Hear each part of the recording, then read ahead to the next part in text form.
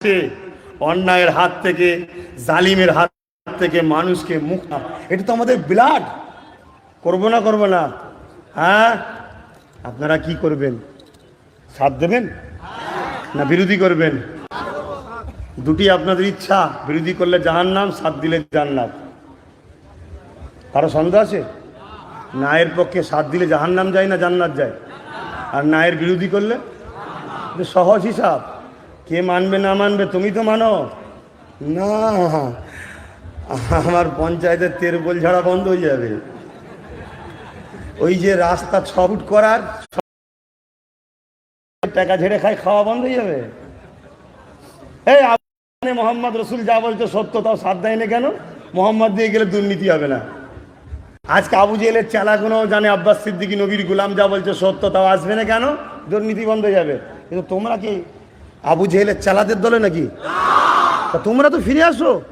আল্লাহ শকর, আজও পশ্চিম বাংলায় মানব প্রেমিক হিন্দু, দলিত, আদিবাসী, মুসলিম এবং ইমানদার মোমেন মুসলমানের সংখ্যা আজও বাংলায় তুলনামূলক জালিমদের থেকে অনেকটা বেশি। জোরে বলুন সুবহানাল্লাহ।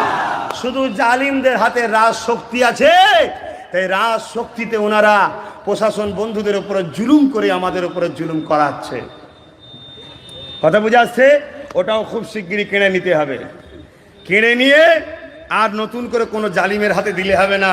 কেড়ে নিয়ে 90% গরিব, মুসলিম, দলিত, আদিবাসী, পিছিয়ে পড়া, সিভিল কাজ, সিভিল ট্রাই, আমরা নিজেরা ক্ষমতাটাকে হাতে রাখবো, ভাগ ভাগ চুপ করে। ঠিক না বেঠিক?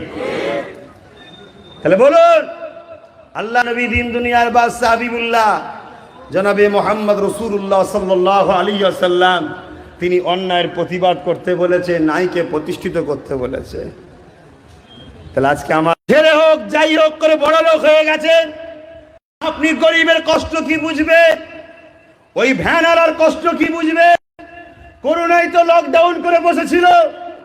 যারা রেল স্টেশনে বা ট্রেনে বা বাসে আমলকি বিক্রি করে, ঝালমুড়ি বিক্রি করে, শশা বিক্রি করে খায়, আজকে ওই লোকগুলো কিভাবে এতদিন বেঁচে আছে, কিভাবে খেয়েছে, এটা দেখাশোনার নামই রাজনীতি।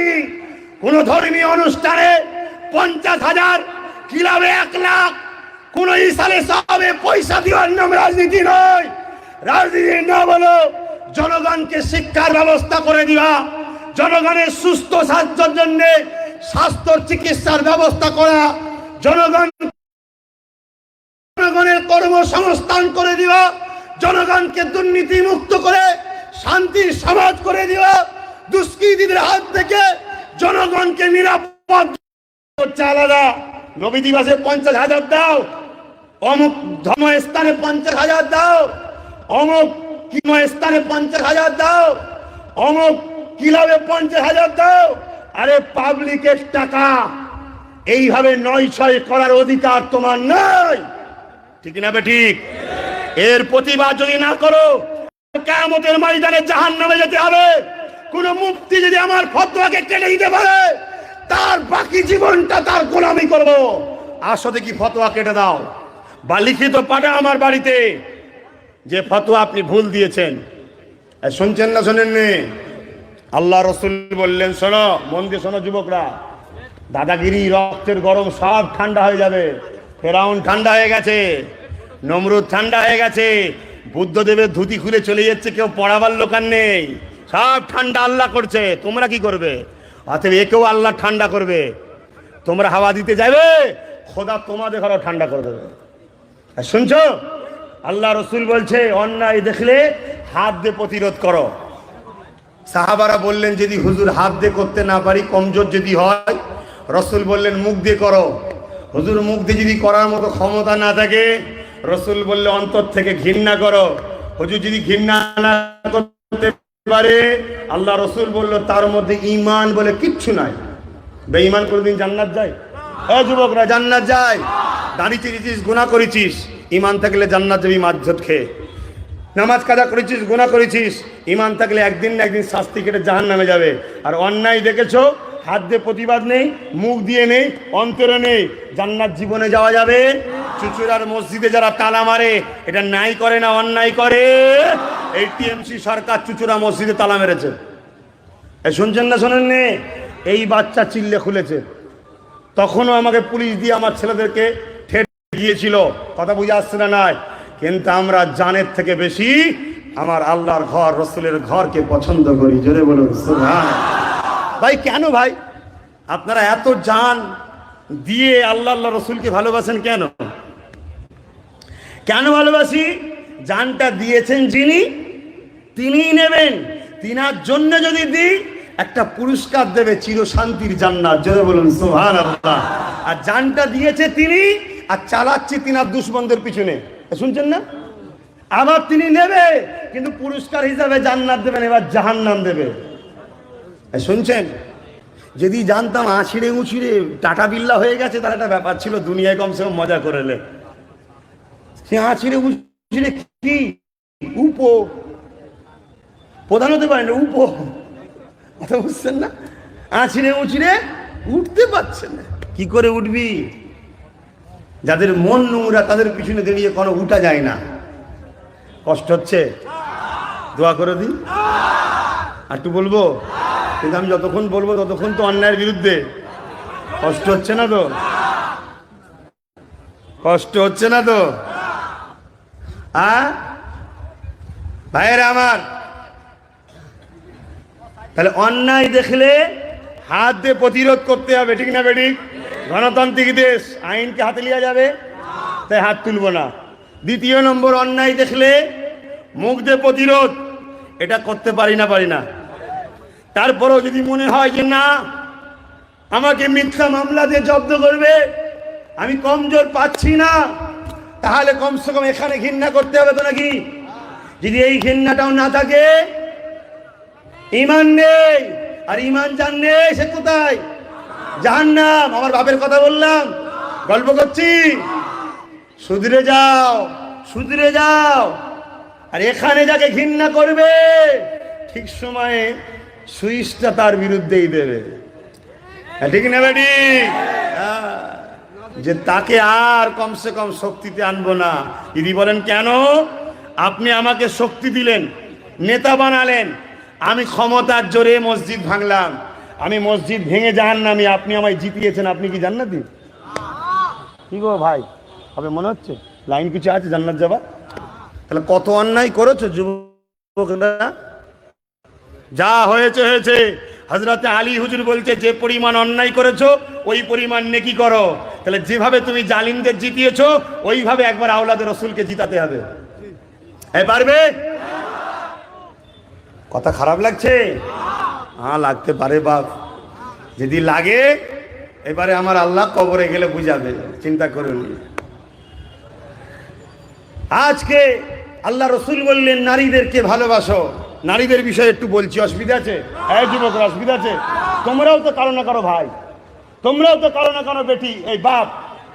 আজ ভারতবর্ষের বাংলার কথা বলি, ভারতবর্ষের কথা বলি, এত লক্ষ লক্ষ যুবক থাকার পরেও এ যুবকরা, তোমার ভারত বোনকে যদি কেউ রেপ করে, এ যুবক, তোমাদের তো গলায় দড়ি দিয়ে মরে যাওয়া দরকার, যদি এই সন্ত্রাসদের বিচার না তোমরা করতে পারো। আজকে সেই বোনগুলো বিচার তর্পে কাঁদছে। আজকের আসিফা কবরে গিয়ে আজও কাঁদছে।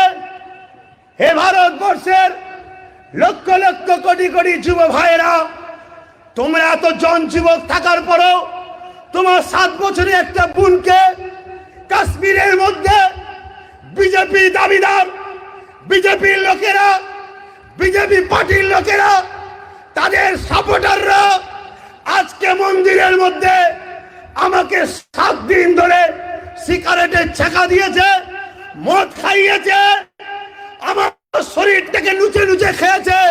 এ আমার ভারতের যুবকরা, তোমার 7 বছরের বোন তোমার অপেক্ষায় রয়ে গেলাম। কিয়ামতের দিন তোমার সঙ্গে আমার দেখা হবে। যদি তোমরা এই সন্ত্রাসদের বিচার না করতে পারো, কাল কিয়ামতের ময়দানে ওই আসিফা বোনটাকে কি জবাব দেবেন, কি মুখ দেখাবেন, কখনো কি ভেবে দেখেছেন? আজকে যতক্ষণ পর্যন্ত না আমরা রাজশক্তি দখল করতে পারবো, ততক্ষণ পর্যন্ত আমরা আইনকে আইনের রাস্তায় চালাতে পারবো না, ততক্ষণ পর্যন্ত আমরা মা বেটিদেরকে নিরাপদ দিতে পারবো না। এই জন্য আমি আব্বাস সিদ্দিকী আরামের গদি ছেড়ে দিয়ে ডেলি 60,000 টাকার ইনকাম, আমার দুটো করে জলসা করতাম, 30-60,000 ইনকাম ছেড়ে দিয়ে রাস্তায় নেবে জানকে বাজি লাগিয়ে বাংলার মা বেটিদের জন্য লড়ছি, আগামীটাও লড়বো। আপনারা কি আমার সাথে থাকতে রাজি আছে?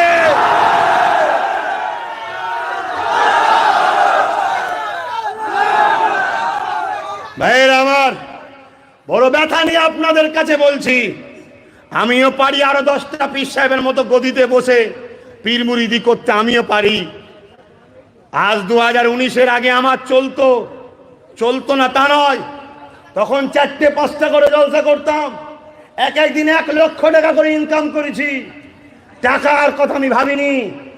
আজ একটা জলসা করছি, সব টাকাগুলো বাদ দিয়ে একটা জলসা করছি। আজকে বুঝুন আমার সোনার ভাইরা, বুঝুন আমার যুবকেরা, আজকে আদিবাসী বোনগুলো আপনাদের মুখের দিকে তাকিয়ে আছে, দলিত গুলো আপনার মুখের দিকে তাকিয়ে আছে, আমার আপনার পরিবারের বেটিগুলো তাকিয়ে আছে যে আমরা বাইরে বেরোলেই একদল হিংস্র নুচে নুচে আমাদেরকে খাচ্ছে, আর তাদের বিচার হচ্ছে না। কেন? তারা হয় পার্টি অফিসে মোটা টাকা দিচ্ছে, নাই অন্য কোনো জায়গায় মোটা টাকা দিচ্ছে, নাই তাদের উপরে কোনো নেতার হাত আছে। এই জায়গায় আমাদের ঘরে ঐক্যবদ্ধ হয়ে ওই জালিমদের হাত ওদের মাথা থেকে তুলে ওই সন্ত্রাসগুলোকে, দুপায়ে পশুগুলোকে, যাদের অন্তরে নারী সম্বন্ধে খারাপ ধারণা আছে, ওদের 2-10টাকে যদি ফাঁসিতে ঝুলানো যায়, লাইভ টেলিকাস্ট করে দেখিয়ে দেওয়া যায়, বাকি যাদের অন্তরে শয়তান আছে ওই শয়তান বাইরে বেরোবার সাহস পাবে না। কেন? তার মধ্যে ফাঁসির ভয় যাবে, ওই শয়তান ভেতরে দদগে মরে যাবে। এই আইন করার জন্য 2021-এ আব্বাস সিদ্দিকী প্রার্থী দেবে। আপনারা কি আমায় সাপোর্ট করতে রাজি আছে? ভাইয়েরা আমার, যদি রাজি থাকেন তাহলে আপনাদের ঘরে একটা কাজ দিয়ে যাচ্ছি, মা বাপ ভাই বোন আত্মীয় স্বজন সবাইকে বুঝাতে হবে যে এইবারে আর কেউ নয়, আমাদের ভাইজানকে দেবো। আমি হিন্দুদেরও ভাইজান, এই হাজার হাজার হিন্দুদের ছেলে মেয়ে আমাকে ভাইজান বলে ডাকে, হিন্দুদেরও সন্তান আমি, তাদের পরিবারের মাকে আমি মা বলে ডাকি। এই মুফতি সাহেব, মৌলানা সাহেব, ফতোয়া নাকি? হ্যাঁ, ফতোয়া দেবেন? খাওয়া চালের ভাত খেয়ে বড় হইনি আমি। শোনেন, আল্লাহ নবী রাস্তা দিয়ে যাচ্ছে, 3টে গলায় ঠাকুরের মূর্তি, তখনকার ঠাকুর ছিল লাত উজ্জা হবল। রসুল এই বুড়ির পাশে বসে বুড়িকে মা বলে ডেকে আদর করে ঘরে নিজে সেবা করেছে। জোরে বলুন সুবহানাল্লাহ। আমি সেই মোহাম্মদ রসুলের উম্মত, আমি IS আল কায়দার উম্মত নয়, আমি নকল ইসলামের উম্মত নয়। এই IS আল কায়দা সব ইহুদিদের তৈরি, সারা পৃথিবীকে চালাচ্ছে ইহুদিরা। আজ যে আমার ভারতে RSS, এ সব ইহুদিদের ষড়যন্ত্র। শুনছেন না শোনেন না? সারা পৃথিবীকে নিয়ন্ত্রণ করছে ইহুদি। মাত্র 1 কোটি কম বেশি লোক সারা পৃথিবীকে রাজত্ব চালাচ্ছে। আর আজকে আমরা এত হওয়ার পরও আমরা পাচ্ছি না। কেন? আমরা ঠিকভাবে মাথা মারতে পারছি না, প্ল্যান করতে পারছি না। আর যদি এবার আমার মতো কেউ এসে চিৎকার দিয়ে আপনাদের বুঝায়, আপনারা ভাবেন ধর বাধ্যতিহীন কথা, চল ওখানে মরা মুরগির ফিস্টি দেবে, রাত্রিরে খেয়েছি, চল। এই হয় না? হ্যাঁ, ইসলামে মদ হারাম না হালাল বুঝাচ্ছে। আমার দেশের সংবিধানকে আমি ধন্যবাদ, আমি গর্বিত, আমি ভারতীয়। আমার দেশের সংবিধান, আমি গর্ব করি ভারতকে নিয়ে যে আমি সেই ভারতীয়, যে ভারত আর বুকে মুসলিমকে জায়গা দিয়েছে, হিন্দুকে জায়গা দিয়েছে, আদিবাসীকে দিয়েছে, দলিতকে দিয়েছে, সাঁওতালকে দিয়েছে। হাজার হাজার বছরের ইতিহাস, এই ভারতবর্ষে কখনো ফিতনা হয়নি, কখনো অশান্তি হয়নি। যখনই হয়েছে রাজায় রাজায় লড়াই হয়েছে, নেতায় নেতায় লড়াই হয়েছে, ভোটের দখলে লড়াই হয়েছে, ক্ষমতার দখলে লড়াই হয়েছে। কিন্তু আমার ভারত বলেছে, আমার কোরআন যেমন বলে লাকুম দীনুকুম ওয়ালিয়া দীন, তোমার ধর্ম তোমার কাছে, অন্যের ধর্ম অন্যের কাছে। আমার দেশের সংবিধানও বলেছে ধর্ম নিরপেক্ষ দেশ, অর্থাৎ তোমার ধর্ম তোমার কাছে, অন্যের ধর্ম অন্যের কাছে। ঠিক যেমন মদকে ইসলাম হারাম করেছে, আমার সংবিধানও মদের বিরুদ্ধে। করোনার সময় নামাজ মসজিদে পবিত্র হালে লোক যায়, ডাক্তার মেডিকেল বলছে উজু করলে, উজু বলেন মানে ভালো করে মুখ হাত ধুলে করোনা থেকে মুক্ত হওয়া যায়। আরে উজুর থেকে বড় পবিত্র আর কি হতে পারে? ১৫০০ বছর আরবি লাল নবী আমার মুহাম্মদ সাল্লাল্লাহু আলাইহি দুলাল বলে গেল যে উজু 5 ওয়াক্ত উজু করে মসজিদে যাব, সেখানে সমস্যা। এদিকে যে মদকে ভারতের সংবিধান বিরোধী করে, সেই মদের দোকান খুলে দিয়ে ভিড় করিয়ে করোনা বাড়ালো, মাতালের সংখ্যা বাড়াতে চাইছে। কেন মাতাল বললে এই চরিত্রহীন নেতাদের চরিত্রটা কেউ বুঝতে পারবে না, এদের ক্ষমতাটা টিকে থাকবে, এজন্য এরা মাতাল দেখারে সাপোর্ট করে, ঠিক না বেটি? আজ ভোটের সময় হলে বাড়ি বাড়ি মদ দিচ্ছে, তোমরা ভাবছো বড় আনন্দের বিষয়, আর দেখে দেখে দেখে দেখে মুসলিম এলাকাগুলোই মদ খুলছে, যাতে করে এদেরকে হারাম দিকে নামানো যায়, আল্লাহ এদের উপর নারাজ হোক, এরা অন্ধকারে যাবে, এদের সাহায্য আসবে না, এদেরকে ধ্বংস করতে আমাদের সুবিধা হবে। শুনছেন, আজকে সব থেকে বড় জিনিস, আমার ভারতবর্ষে তালাকের বিরুদ্ধে আইন তৈরি হচ্ছিল, আমার ভারতবর্ষে কৃষক বিলের বিরুদ্ধে আইন তৈরি হচ্ছে, সর্বসময় গরিবদের কমজোর দেখালে আমার ভারতবর্ষে আইন তৈরি হয়। অথচ দেখা যাচ্ছে কবে কে একটা তালাক দিয়েছে, সেই তালাককে কেন্দ্র করে আইন তৈরি করতে চাইল, অথচ ডেলি এই মদ খাওয়ার জন্য লিভার ক্যান্সার থেকে শুরু করে, লিভারের সমস্যা থেকে শুরু করে, অ্যাক্সিডেন্ট থেকে শুরু করে, নারী নির্যাতন থেকে শুরু করে, এই মদের কারণে হাজার হাজার হাজার হাজার মা বেটি অত্যাচারিত হচ্ছে, ধর্ষণ হচ্ছে এই মদের কারণে। আজকে সেই মদকে বন্ধ করা সরকারের কোনো চিন্তা নাই। তাই আমি রাজনীতিতে এসেছি, আমি যদি ক্ষমতায় আসি এই বাংলা থেকে মদ ব্যান করিয়ে ছাড়বো, রাজি আছে? এবারে যদি আপনারা মদ পছন্দ করেন তা আমার তো ভোট দেবেন না, আমার তো বিরোধী করাটা স্বাভাবিক। তাহলে আমার বিরোধী যারা করছে তারা চরিত্রহীন এবং মাতাল, এ প্রমাণ হলো না? হলো না কেন? আমি কারো বিরোধী তো করিনি। আমি বলেছিলাম বাংলার বর্তমান নেত্রীকে যে উত্তর 24 পরগনায় 33টা সিট আছে, 9টা জায়গায় আমি দেবো, বাকি জায়গায় আপনি 24 জায়গায় দিন। এ কথাটা ভালো বলেছিলাম না খারাপ বলেছিলাম? মানলো না কেন? এই মানলো না কেন? এখনো উপরন্ত আমার ছেলেদের উপর জুলুম করছে, ঠিক না বেটি? ভাবছে 9টা সিট না দিয়ে 9টা গুন্ডাকে পয়সা দিয়ে বোম্বা, ঠিক না বেটি? যেমন সাইজের কুকুর তেমন সাইজের বাঁশ আমাদের কাছেও আছে। কথা বুঝে আসছে? কথা খারাপ লাগছে নাকি? তাহলে আমি কি দিদির বিরোধী করেছিলাম? না, আপনি যা করছেন বিজেপি, হ্যাঁ আসতে বাকি আছে। আজ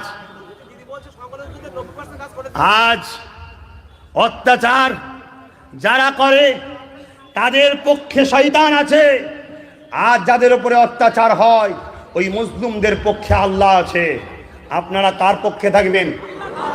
তাহলে মুসলিমদের সাথে হবেন না? হবেন না? গত কয়েকদিন আগে কলিকাতার রাজপথে আমিরের মাদ্রাসাদের নিয়ে কিভাবে অত্যাচারের স্ক্রিন রোলার চালালো। আরে বিজেপি আমার বাড়ি থেকে 7 কিলোমিটার দূরে আসিফ আলীকে মব লিঞ্চিং করে গণভিড়েতে টিএমসির প্রধান থেকে মারতে মারতে মেরে দিল। মিথ্যা যদি বলি, আইন আছে, কোর্ট আছে, আমার নামে মামলা করুন, গায়ের জোর দেখাবেন না, ওই কালো হাত ভেঙে চুরমার করে দেওয়া বলে দেখে না ভাইয়ের আমার। তার কিছুদিন আগে মালদাতে সানাউলকে মেরে দিল, তার কিছুদিন আগে মালদার আমার এক বোনকে, আমার এক মাকে স্তন পর্যন্ত কেটে দিল, তার কিছুদিন আগে ক্যানিং এ হাফিজে কোরআনকে ট্রেন থেকে ফেলে দিল, তার কিছুদিন আগে কলিকাতাতে মুসলমান হওয়ার জন্য হোটেলে ভাড়া দিবার পরেও হোটেল থেকে বার করে দিল, তার কিছুদিন আগে এইভাবে দেখা যাচ্ছে মাদ্রাসা ডিপার্টমেন্টে 12টা চাকরি ছিল, 12টার মধ্যে 16 জন মুসলমান পাস করেছিল, একটা মুসলমানকে চাকরি দিল না। মাদ্রাসাতেও 12টায় অমুসলিমকে চাকরি দিল বিজেপি। বিজেপি বিজেপি করে করে আমাদের ঘরে ঘরে ঢুকাচ্ছে। খবরদার বাইরে বেরোনি, বিজেপি চলে আসছে, নিরাপদে থাকো। ঘরে ঢুকিয়ে তালা মারছে, না খেয়ে খেয়ে শুকিয়ে শুকিয়ে মেরে দেবে। এ মুসলমান, বিজেপি দেখুনি, তালা ভেঙে বেরো, দিদিও যাবে, বিজেপিও যাবে আগামী দিন করে গেলাম।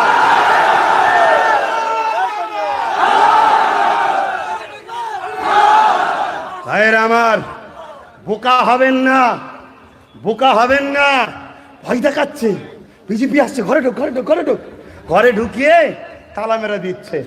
দুনিয়াকে বলছে মুসলমানদের সেফটি দিচ্ছি আমি। কি বলছে?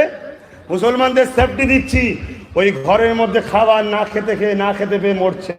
হাজার ছেলেদের ঘরে মিথ্যা গেঁজার মামলায় জেল খাটছে, জানেন? হাজার হাজার। আর প্রশাসন বন্ধুদেরকে বলবো, সৃষ্টিকর্তাকে ভয় করুন। আপনারও পরিবারে স্ত্রী, বাচ্চা, সন্তান আছে। অসহায়ের কপাল ফেটে যাবে, শুধরে যান। আপনাদের অনুরোধ করছি, এই জালিমদের পাল্লায় পড়ে আপনারা জুলুম করবেন না। মানুষ আপনাদেরকে শ্রদ্ধা করে, ভালোবাসে। কারণ আমি মিথ্যা গাঁজার কেস দিল, অমনি আপনি মেনে নিলেন? আপনি ইনকোয়ারি করবেন না? আপনি জানবেন না? আপনি তুলে নিলেন, নিয়ে একটা জন ছেলেকে 7 বছর ধরে জেল খাটাচ্ছে। এরকম হাজার হাজার ছেলেকে এই টিএমসি সরকার জেলে দিয়েছে ভাই। তারা না খেতে পেয়ে মারা যাচ্ছে। তাহলে বিজেপির থেকে ভালো মনে হচ্ছে? হ্যাঁ, বিজেপি তো কমসে কম প্রকাশ্য বলছে মুসলমানদের মারবো মারবো। উনি মারবে আর আমি কি মাথা পেটে বসে থাকবো নাকি? হ্যাঁ, তাহলে বিজেপি মারবো জেনে গেছি, আমিও তৈরি আছি, ঠিক না বেটি? কিন্তু ইনি বলছে ভালোবাসবো ভালোবাসবো, আমার বাড়ি আসো না। আমি গেলাম, খাবার দিল, খেলাম, খাবারে বিষ দিয়েছে। কেন? তো বন্ধু, বন্ধু সেজে মারছে না।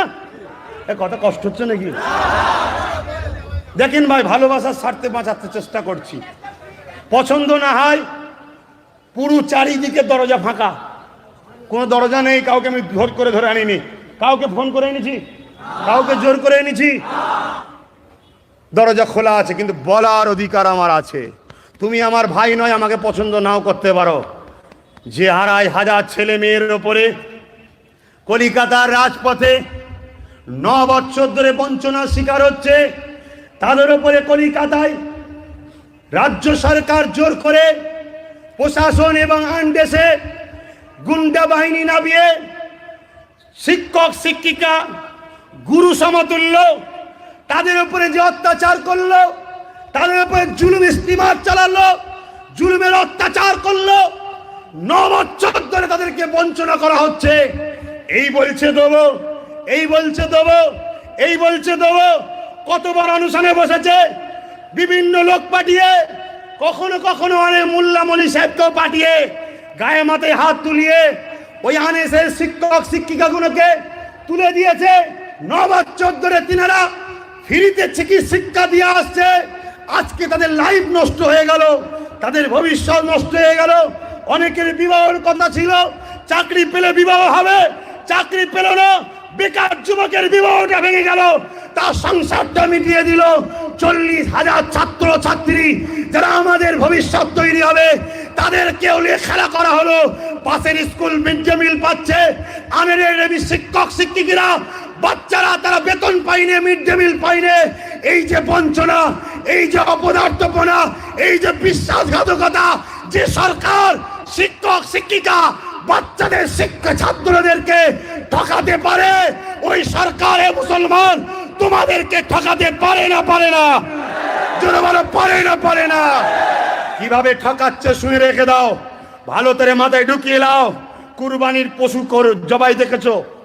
কুরবানির পশু জবাই দেখেছো? কিভাবে ঠকাচ্ছে দেখো। কুরবানির পশুগুলোকে আমরা গায়ে মাথায় হাত বুলাই, বুঁদে পায়ে দড়ি বাঁধি, ঠিক না বেটি? খড় খাওয়াই, পায়ে দড়ি বাঁধি, গায়ে মাথায় হাত বুলাই।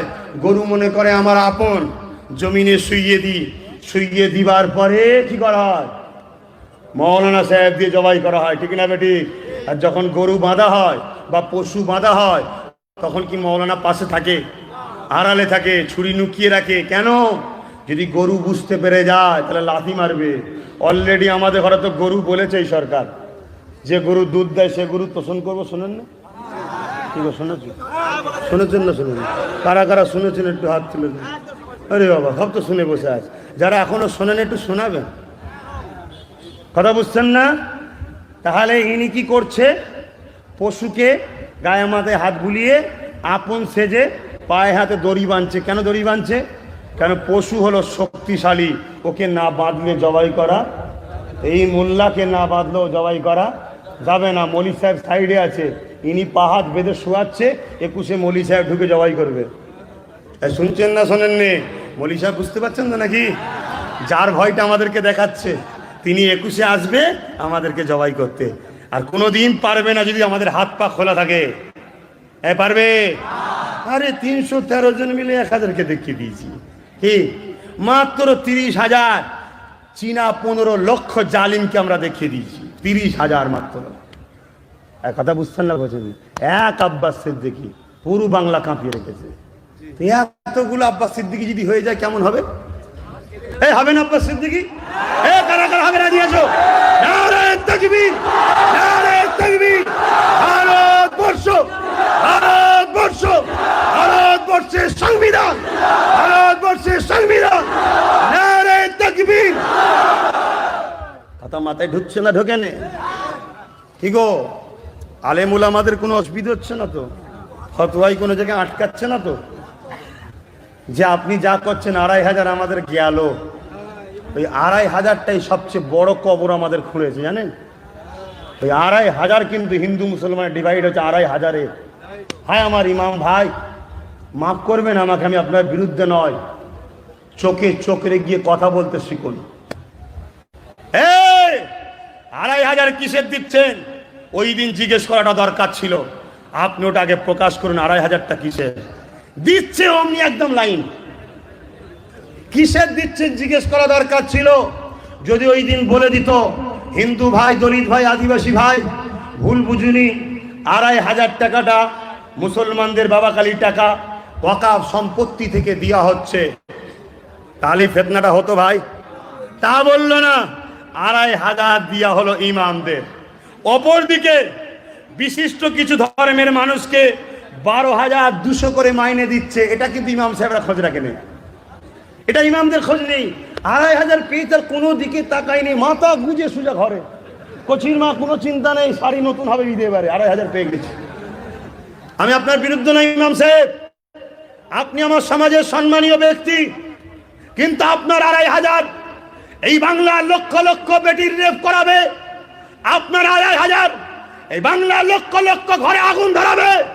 আপনার 2,500 এই বাংলার লক্ষ লক্ষ যুবকের চাকরি করবে।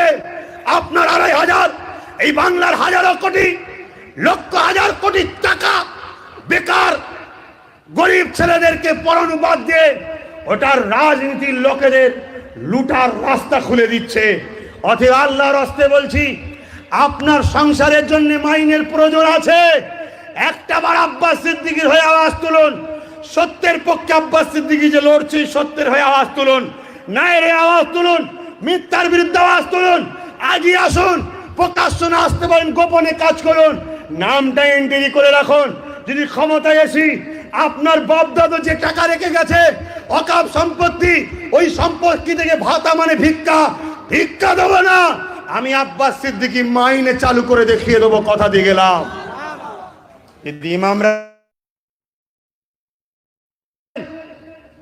আর শুধু মুসলমান নয়, আমি আন্দোলন করেছি আদিবাসীদের জন্য। জঙ্গল মহলে ধন দৌলতের টাকা হলো আদিবাসীদের, হাজারো লক্ষ কোটি টাকা আদিবাসীদের ফান্ডে আছে। দুঃখের সাথে বলতে হয়, আদিবাসী ভাই বোনেরা, আদিবাসী মা বাপেরা, আপনাদেরই সন্তান, আপনাদেরই দেশবাসী হিসাবে বলি, ঠান্ডা মাথায় বুঝবেন, 73 বছর কোন মুসলমান মুখ্যমন্ত্রী হয়নি, 73 বছর কোন প্রধানমন্ত্রী মুসলমান হয়নি, 73 বছর কোন স্বরাষ্ট্রমন্ত্রী মুসলমান হয়নি, 73 বছর কোন অর্থমন্ত্রী মুসলমান হয়নি। আদিবাসী ভাই বোন, হিন্দু ভাই বোন, মাতুয়া ভাই বোন, বাবা মায়েরা শোনেন, ভুল বুঝবেন না। তাহলে আপনাদেরই মুখ্যমন্ত্রী আপনার ধর্মে থেকেই যখন হয়েছে, আপনারা এখনো গরিব কেন? কেন আপনাদের ডিবিসির ধারে বসবাস? কেন পুরুলিয়াতে বড় হসপিটাল নেই?